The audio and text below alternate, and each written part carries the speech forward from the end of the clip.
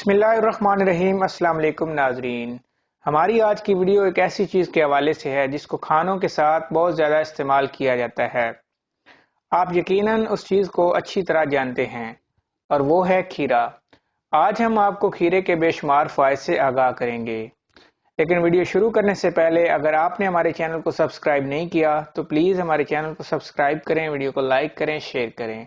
चलिए वीडियो शुरू करते हैं।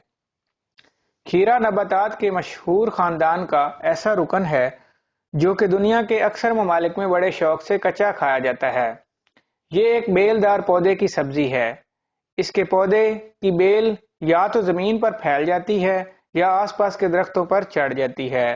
इसकी काश्त के बारे में पहले ये ख्याल किया जाता था कि ये मौसम गर्मा में होता है और इसके फल को पकते वक्त गर्मी की ज़रूरत होती है, लेकिन अब ये दुनिया के अक्सर ममालिक में पूरे साल दस्तयाब होता है। हमारे मुल्क में खीरे की दो इकसाम दस्तयाब हैं। नंबर 1 देसी खीरा, नंबर 2 वलायती खीरा। देसी खीरा पाकिस्तान में आम पाया जाता है। इस खीरे की जेल चमकदार, साफ और मुलायम होती है। इसका रंग सब्ज, जर्द और सफेद होता है और ये जायके में कुदरे शीरीं होता है और इसका मिजाज सर्द तर होता है। वलायती खीरा, ये खीरा भी पाकिस्तान में काश्त किया जाता है, लेकिन ये यूरोप और अमेरिका में होता है। इस खीरे की जिल्द मोटी, खुरदरी और दानेदार होती है। इसका रंग गहरा सब्ज होता है, मगर ये चमक से महरूम होता है और जायके में फीका होता है। खीरे के तिब्बी फ़वाइद। हमारे मुल्क में ये गर्मियों के अयाम में एक आम और सस्ते दामों मिलने वाली सब्जी है, मगर बहुत ही कम लोग इसके दवाई और ग़िज़ाई फ़ायदे जानते हैं। ये बहुत सारे अमराज का एक बेहतरीन कुदरती इलाज है। सबसे बेहतरीन खीरा मुकम्मल पका हुआ होता है। खीरा इस्तेमाल करने से पहले इस पर काला नमक छिड़क कर इस्तेमाल करना चाहिए। इससे ये जल्द हजम हो जाता है। ये हमारे जिस्म को ठंडक पहुंचाता है और तबीयत में सुकून पैदा करता है। ये मद्दे रबूल होने की वजह से हमारे जिस्म से बजरिया पेशाब फासद अज्जा का अखराज करता है। जिगर की गर्मी को ख़त्म करता है। सुफरा की ज़्यादती में मुफीद है। यरकान और बुखार में फ़ायदा देता है। मैदे में तेजाबियत की ज़्यादती और प्यास की शिद्दत को ख़त्म करता है। जिगर और तहाल के बारे में मुफीद चीज़ है। खून की हिद्दत को ख़त्म करके खून को पतला करता है, इसलिए ये हाई ब्लड प्रेशर में मुफीद है। खूनी बवासीर में मुफीद है और नींद खूब लाता है, दिल को तस्कीन देता है। तिब नबी सल्लल्लाहु अलैहि वसल्लम में खीरे के फ़वाइद।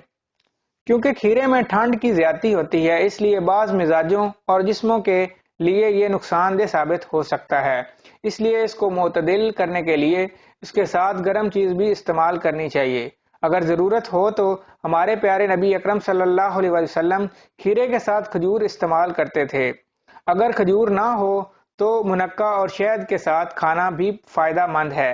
हुज़ूर पाक सल्लल्लाहु अलैहि वसल्लम का इरशाद है कि कमज़ोर लोग फरबा होने के लिए खीरे के साथ खजूर खाएं तो इंशाअल्लाह मोटे हो जाएंगे। जदीद मुशाहिदात। इस फल में ग़िज़ाइयत ज़्यादा होती है। इसके बीज मुफर्रा और पेशाब आवर हैं। ये इन मुनफरिद सब्जियों में से एक है जिसको खाने के साथ कच्चा खाया जाता है।